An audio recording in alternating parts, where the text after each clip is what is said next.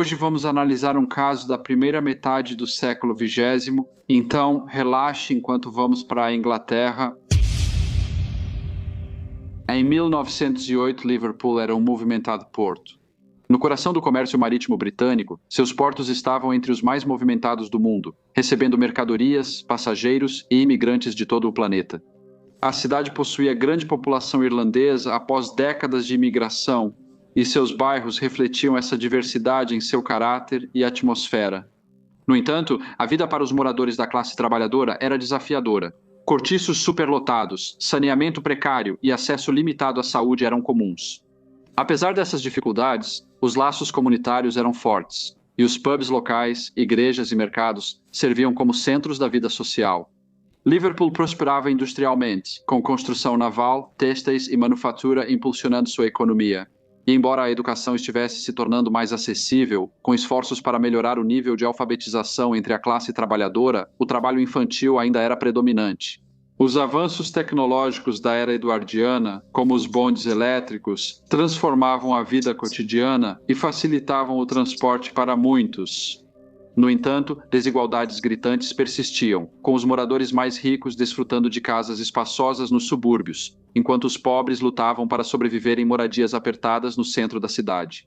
Margaret Kirby, chamada de Mad por familiares e amigos, vivia no número 55 da rua Romanley, em uma casa geminada modesta, típica dos bairros operários surgidos no boom industrial de Liverpool. A casa, como outras da rua, tinha tijolos vermelhos, janelas estreitas e design simples e funcional. Construída para abrigar a crescente população de trabalhadores que migraram para a cidade em busca de emprego. Mad morava na casa com seu pai, Davy Kirby, um encanador trabalhador, e seus irmãos e irmãs. No coração de uma comunidade onde os vizinhos frequentemente trocavam cumprimentos amigáveis enquanto seguiam com seu dia. A família enfrentou dificuldades após a morte trágica da mãe de Mad em dezembro de 1907, que deixou um vazio em casa. Essa perda lançou uma sombra sobre o lar, e Mad, embora tivesse apenas 7 anos, assumiu uma maturidade silenciosa ao ajudar a cuidar de seus irmãos mais novos. A rua em frente à casa deles era sempre animada. Carroças faziam barulho nas pedras. Crianças brincavam e trabalhadores circulavam. Apesar dos desafios enfrentados pelas pessoas, havia um senso de solidariedade na rua Romilly, onde os Kirby, como muitos outros, trabalhavam duro para sobreviver em um mundo que mudava rapidamente.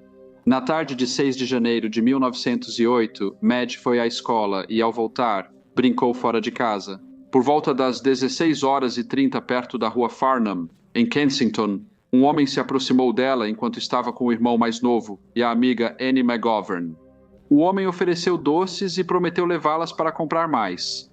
Annie recusou, mas Mad, inocente e confiando nas pessoas, aceitou ir com ele sem hesitar, deixando a amiga e o irmão para trás. Ela disse que voltaria logo com doces para todos. Mas com o passar do tempo, Mad não voltou. Annie e o irmão de Mad esperaram, mas ao anoitecer, Annie levou o menino para casa, no número 55 da rua Romilly, a poucos passos dali. Ela contou ao pai de Mad que Mad tinha saído com um estranho e não tinha voltado. Sr. Kirby, ainda de luto pela esposa falecida há 3 semanas, ficou chocado e contatou a polícia imediatamente. A notícia do desaparecimento da menina de 7 anos se espalhou e logo surgiram testemunhas com informações. Moradores do bairro e de outras regiões, ao saberem do ocorrido com a menina que saiu com um estranho, ofereceram ajuda e disseram que ajudariam nas buscas. Com a polícia, pessoas procuraram Mad, esperando achá-la sozinha nas ruas, sem saber voltar para casa. Depois que os policiais fizeram algumas investigações, eles distribuíram a descrição de Mad para a imprensa. Foi escrito que ela tinha sobrancelhas marcantes, olhos azuis e uma pele clara. E que, quando foi vista pela última vez, ela usava uma saia preta de mangas curtas, um avental azul e um chapéu de veludo preto com fitas pretas.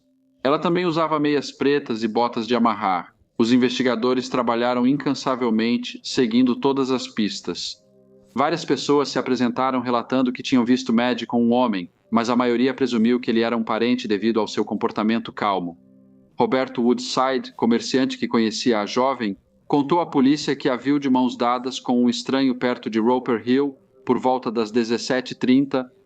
Ele disse que chamou o nome dela, mas o homem logo a pegou no colo e o Sr. Woodside viu que ela começou a chorar. Ele disse que o homem saiu rapidamente, mas parecia preocupado. O Sr. Woodside tentou segui-los, mas os perdeu de vista quando o homem levou Madge para cima em Roper Hill. Depois disso, o Sr. Woodside acrescentou que informou ao pai de Madge, o Sr. David Kirby, antes de ir relatar o incidente à polícia na rua Prescott. Outra testemunha, Jane Hughes, que trabalhava em uma loja de cacau na Brownlow Hill, disse à polícia que às 18h30 serviu Madge e um desconhecido que pediu chá, pão com manteiga e bolo. Ela disse que Madge chorava, enquanto o homem enxugava suas lágrimas calmamente, sem se abalar com o sofrimento da criança. Jane também contou que ele parecia totalmente despreocupado, mesmo com o claro abalo da jovem. Jane disse que o contraste entre a compostura do homem e o medo da garota a deixou desconfortável. Ela não pensou em perguntar ao homem por que a criança parecia tão inconsolável. Um entregador disse à polícia que viu Madge com um homem estranho perto de Roper Hill à noite. Apesar da busca policial com cães farejadores, não surgiram novas pistas ou avistamentos de Madge. Isso deixou tanto as autoridades quanto o público com uma sensação crescente de inquietação e incerteza sobre o paradeiro da garotinha. O chefe de polícia, comprometido com o bem-estar das crianças, ordenou aos oficiais que se empenhassem ao máximo para solucionar o desaparecimento da menina. Ele esperava que alguém com informações ou que tivesse visto a criança ajudasse a polícia a reuni-la com seu pai de coração partido. Inicialmente, temia-se que a menina pudesse ter sido levada para um local isolado, porém, uma busca minuciosa em casas desocupadas não revelou nenhum sinal dela. Os investigadores também consideraram que ela poderia ter sido acolhida por um lar católico ou convento. Mas quando a polícia visitou esses estabelecimentos, não havia sinal de Madge. Além dos esforços locais, a polícia contatou autoridades dos Estados Unidos da América, onde a família de Madge tinha parentes. Infelizmente, as investigações não tiveram resultados. O pai da menina ficou responsável por cuidar dos outros filhos pequenos e estava devastado com o desaparecimento de sua filha de 7 anos. O inspetor detetive Moore e o sargento detetive Hall se dedicaram ao caso, determinados a descobrir a verdade e trazer a menina desaparecida de volta para casa. Eles viajaram extensivamente, visitando inúmeras cidades e vilarejos, seguindo todas as pistas possíveis, não importando o quão pequenas ou improváveis parecessem. O compromisso deles seguia firme enquanto entrevistavam testemunhas, interrogavam moradores e reuniam informações na esperança de achar uma pista decisiva. Apesar dos esforços incansáveis e das incontáveis horas dedicadas à investigação, cada pista acabava levando a um beco sem saída. A falta de progresso deixou o caso envolto em incerteza, aumentando a frustração e o desespero crescente sentidos pelos detetives e pela família enlutada da garota. Alguns especularam que o caso teria relação com o assassinato não resolvido de Elizabeth Pierce, 10 anos enviada pela mãe para fazer compras em 28 de outubro de 1905 e que nunca voltou. Sua mãe achou inicialmente que ela estava na casa de uma amiga à noite. Na manhã seguinte, encontraram o corpo de Elizabeth e a autópsia apontou morte por choque após o ataque brutal. Embora os esforços de busca por Madge Kirby tenham continuado com o passar do tempo, a intensidade da investigação diminuiu. A busca urgente por respostas cedeu ao ritmo lento do cotidiano. Embora Madge, a garota desaparecida que conquistou a comunidade, não tenha sido esquecida, era mencionada menos. A onda de especulações e preocupações sumiu e as pessoas voltaram à rotina, retomando a normalidade. Em 15 de agosto de 1908, Thomas Moody, entalhador de madeira, fez uma descoberta que reacenderia o caso da garota desaparecida. Caminhando pela Great Newton Street, perto de Brownlow Hill, ele viu um saco descartado perto de degraus fora da propriedade.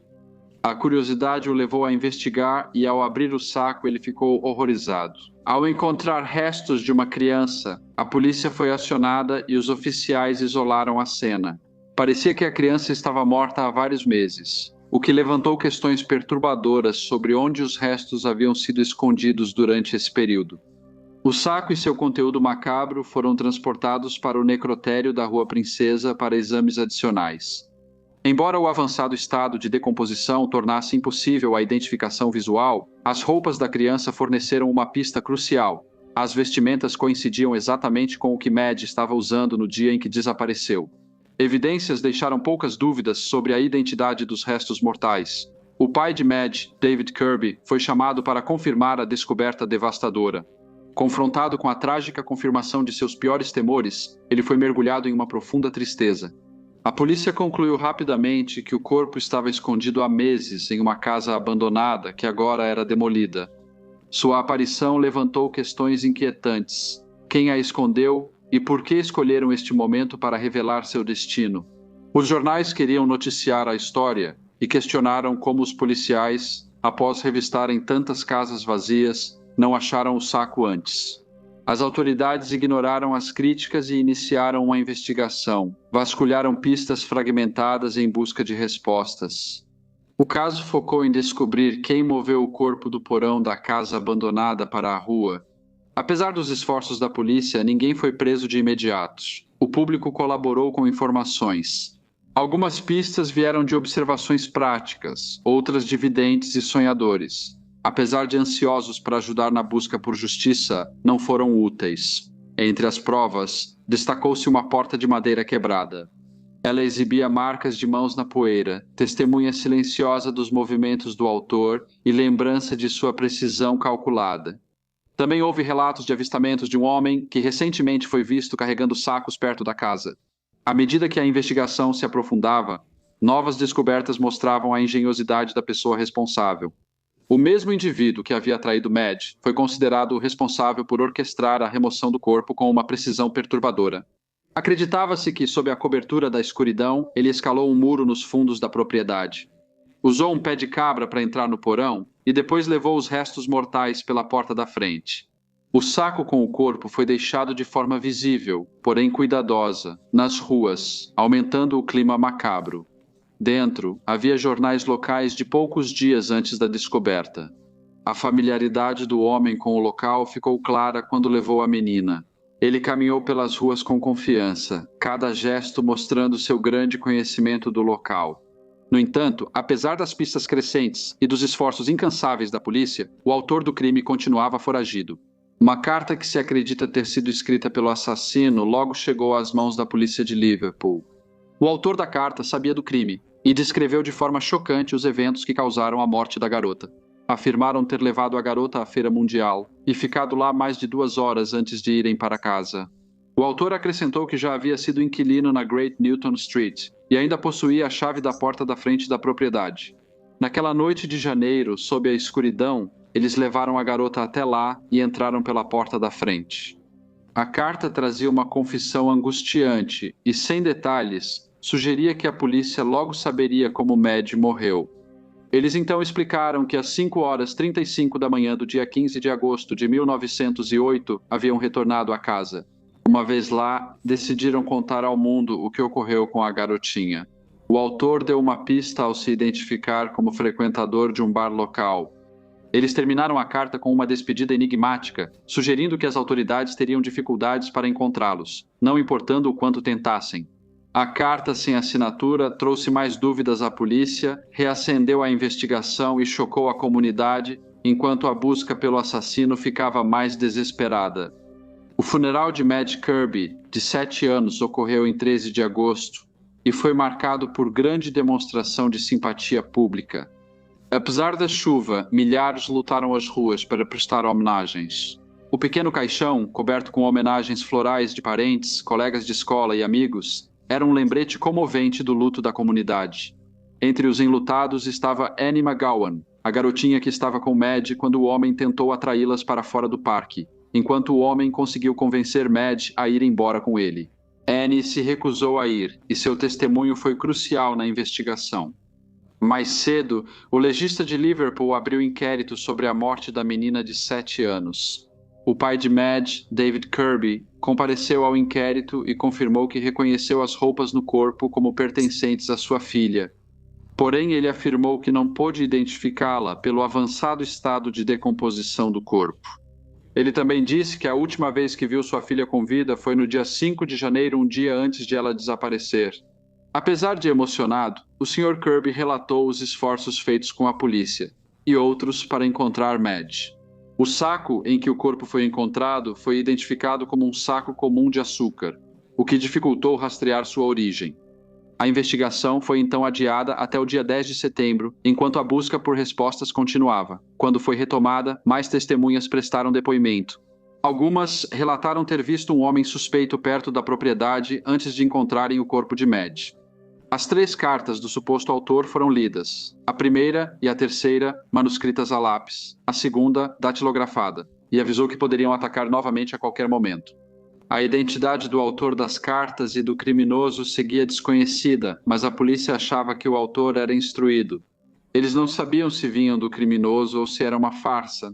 Quando o inquérito terminou, o júri concluiu que o crime foi um ato deliberado cometido por um autor ainda desconhecido. Apenas 2 semanas depois, em 28 de setembro, David Kirby, pai de Madge Kirby, faleceu em sua casa em Liverpool. 2 anos antes, sua mãe havia falecido e no final de 1907, sua esposa morreu pouco depois de dar à luz o 7º filho do casal. A preocupação e a ansiedade com o destino de sua filha afetaram a saúde do Sr. Kirby, e sua morte ocorreu após uma breve doença. Ele deixou 6 filhos pequenos. A investigação policial sobre o assassinato de Madge Kirby continuou, mas, apesar dos melhores esforços das autoridades, o autor do crime nunca foi capturado e o caso permanece sem solução. Olá a todos e muito obrigado por ouvirem. Como de costume, por favor, deixem qualquer comentário ou sugestão que vocês tenham e espero ver todos vocês novamente no próximo Briefcase.